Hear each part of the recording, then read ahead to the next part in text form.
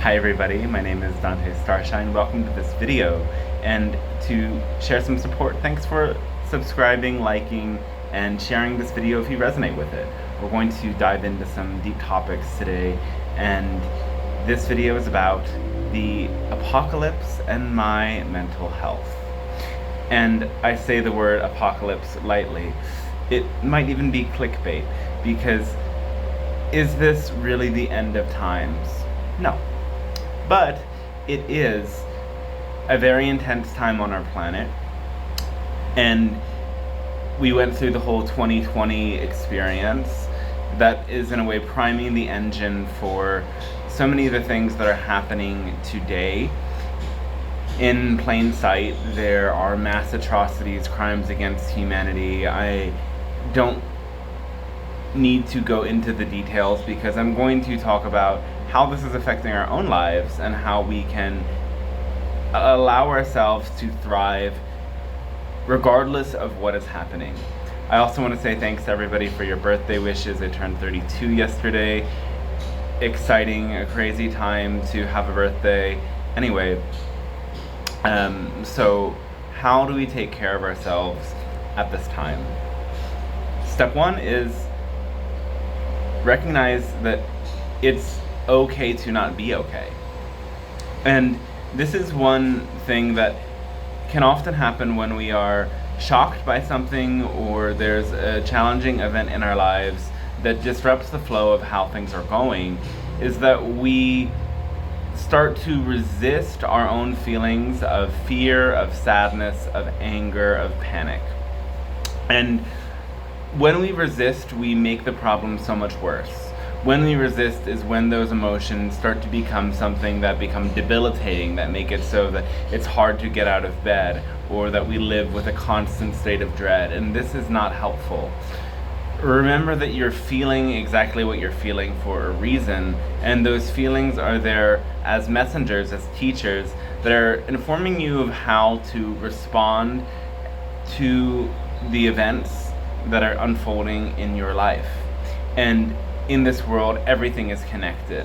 So while things may be happening very far away from you, this is indeed undoubtedly affecting your life. I sat in a medicine ceremony with a group of people. Some of them are not very politically active at all, but all of us could feel the intensity of the energy happening around the world through our own process and our own bodies. All of us envisioned that and felt with that. Even though, unlike me, some of these people weren't reading the news and didn't know all of the details of exactly what was happening, they felt it. Because we are all one and we are all connected. And these energies, whether we realize it or not, are impacting us. And it's okay that they're impacting us. In fact, it might even be a good thing, because it shows us that we are living as a holistic human species. We are living in that way, interconnected with the world around us. And we're not closing our eyes. We're not letting ourselves be blinded. It's okay to not be okay sometimes. And when we bring our presence into our feelings and bring subtle awareness to what we're feeling, and instead of pushing it away, accept it, that's when we really enter the space of being able to transform. Number two, remember that your basic needs have not changed. There are horrible things happening. There are lies. There is misinformation. There are conflicts and fights. And maybe you're getting involved in some conflicting messages or battles with people. Who knows? Maybe you don't agree with people that you're living close to. And that creates stress and tension. But remember, your basic needs haven't changed. Remember that you're still a human who needs to breathe, drink clean water, and eat nice food, needs to exercise, needs socialization in happy, loving community. So falling back onto those basic routines and ways that you care for yourself and care for your body is amazing and is really important. And some people almost scoff at this notion of self-care while all of this is happening, really. But it's absolutely true that if we are going to respond and do anything, we need to be in a balanced and healthy and well state ourselves. We need to take care of ourselves and work out what's going on inside of our own bodies, minds, and hearts first.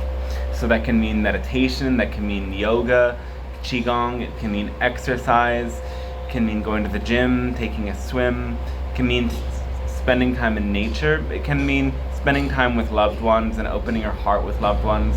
It can mean devoting some extra time to therapy, readings, or healing modalities that help you to integrate. And knowing that if you are really going to be the change you want to see in the world, you have to be a balanced version of yourself, or at least as balanced as you can be. Number 3, choose your conversations wisely. There are ways that you will waste your time trying to fight with people who don't want to hear your opinion. There are some people that simply want to vent their aggression. If somebody is already decided on their opinion and they are not willing to communicate in an intelligent way, that isn't a conversation that's productive for you. And our fight-flight response and this intense fighting energy within us is going to try to convince us that we should be involved in these conversations.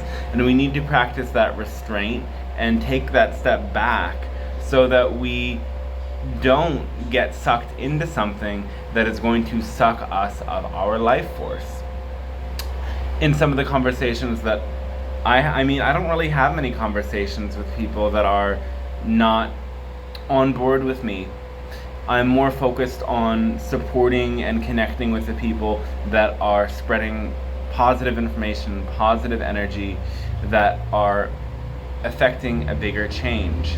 Because the people that are against me or disagreeing with me have communicated with me really violently, have put words into my mouth, have accused me of being a hater in something that I'm totally not. They play a lot of games of reversing the role of the victim. It's a psychological manipulation technique that's happening in mass scale right now. So these conversations aren't helpful, and understand in a clear way that by doing this, you're just wasting your energy. You're draining your battery and you're not gaining anything from it. And there are many better ways that you can focus your energy. Number 4, let what you are feeling motivate you to act. If you're feeling really intense ways about what's happening, then that is just more of a reason for you to continue doing activist work, sharing information, writing to Congress, sending faxes to Congress, calling them, going to protests, talking to people, donating, supporting, whatever you can do to be a part of this big change and end this conflict. If you are feeling this, it means that there are ways that you can help, and when you start to take these action steps, it will make what you're feeling easier, because you will be able to see and say that you have done what is in your own power. You've done what is in your own power to change this situation, because a lot of these negative feelings that come up are feelings of helplessness. And really, well, many of us can only do a little bit. The little bit that we can do adds up. And if more people are talking and more people are active, it is going to mean a bigger change. So there's a lot of evidence to show that what we're doing is powerful. People who are boycotting corporations they used to support, it's really affecting companies like Starbucks. It's really affecting a lot of social media platforms and so on, that people are really actively sticking with what they believe in, what matters for them. Number 5, disconnect from media and enjoy nature sometimes. We can't be sucked into the screen forever. It's tempting, but regardless of what we're doing on the screen, even if it's the most beautiful, serene, healing energy and information, there is an inherently life force draining quality to looking at these screens. It is affecting our eyes, it's affecting our brain, it's affecting our neurology, and we can do it for as long as we do it in the way that our society is prescribing to us, essentially, to watch the screens. It's harmful to us. And when there is so much information and information warfare and something that psychologically sucks us in, it's easy to never turn off the screen, but that is a bad idea. You need to take breaks. Go spend time in nature. If it's winter where you're at and it's cold, then you can still take some walks. I don't know. You can sit and meditate. You can read a nice book.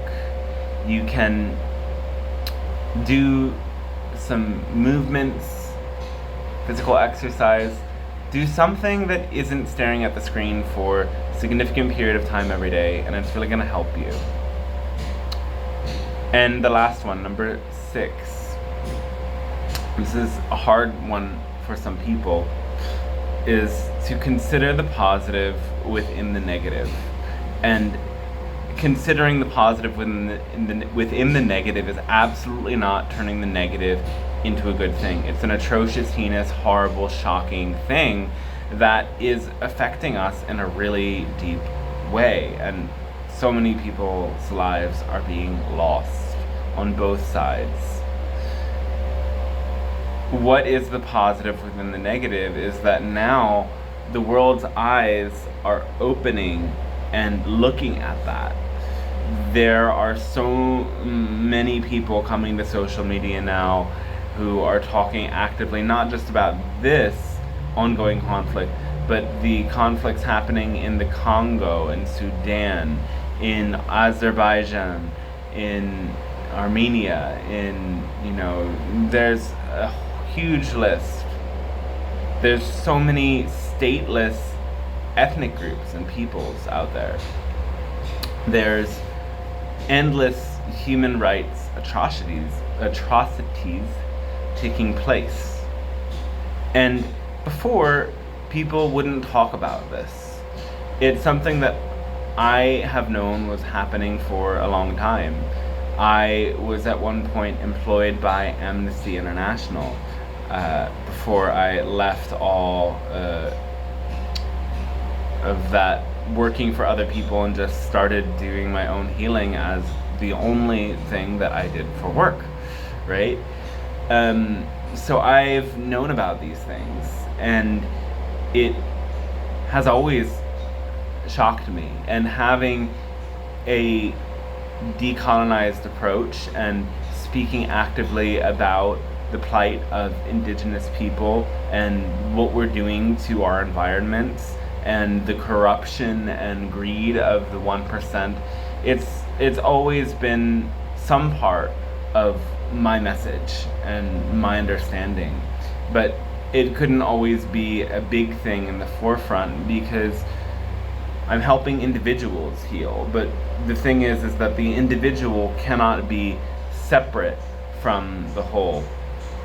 And I saw a horrible post recently, and it's showing that I know that a lot of people believe this and teach something like that it was said, you gained so much freedom when you stop fighting the injustice on the outside and focus only on the internalized injustice. And it's not one or the other. Inside and outside are interconnected. If we hold it at an inner level, it exists on the outside, and vice versa. We're only experiencing something on internal levels because it exists in the outside.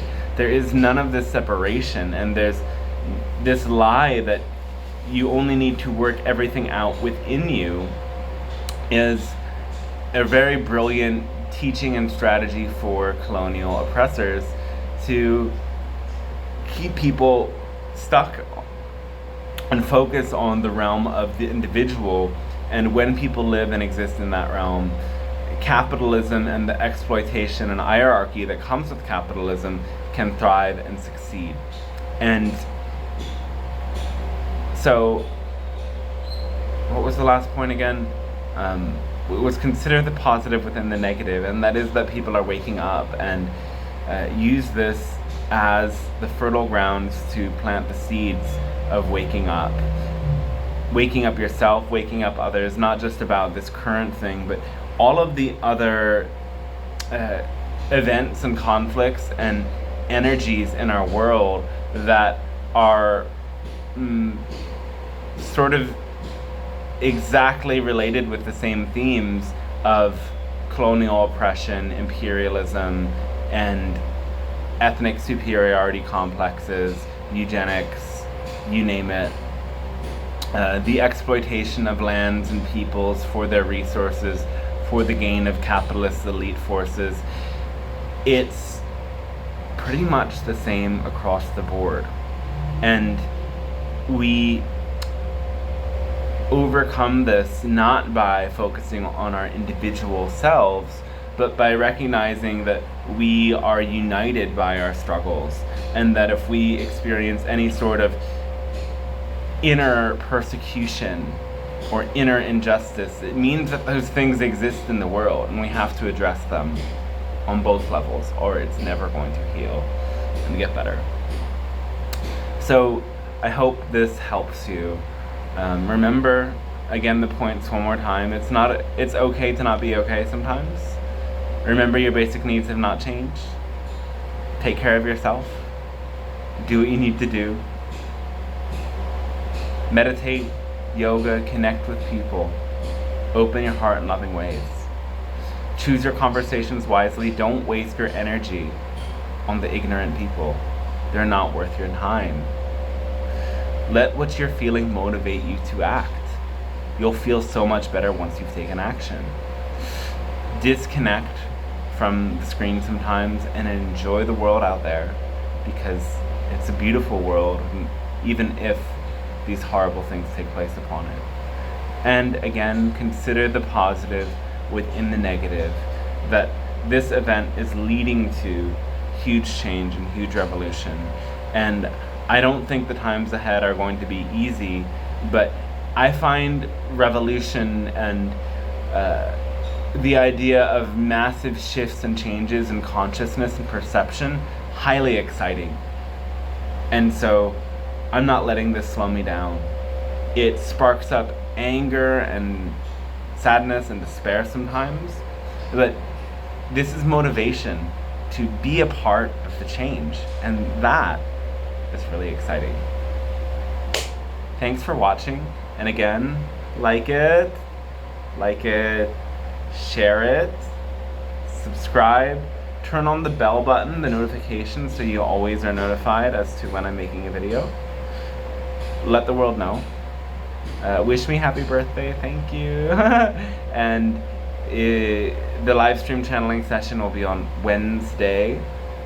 And there are books that I have available. You can check out DanteStarshine.com for information on that. I'm available for private channeling sessions, astrology readings, and I always welcome donations to support the constant flow of channeling content and other content that I'm creating. Stay tuned, because there's much more to come. Love, blessings, hugs, wellness, likes, subscribes, shares, all the good things, peace upon all beings in these crazy times. We can get through this, those of us who survive, and we can send our prayers and our love and blessings to those who can't, because it is challenging and sad, and that is motivation for us as survivors and those who still have the power to influence the change to do just that. So keep on keeping on, take care of yourself, because only if you take care of yourself can you be a part of this change. Much love, and catch you next time.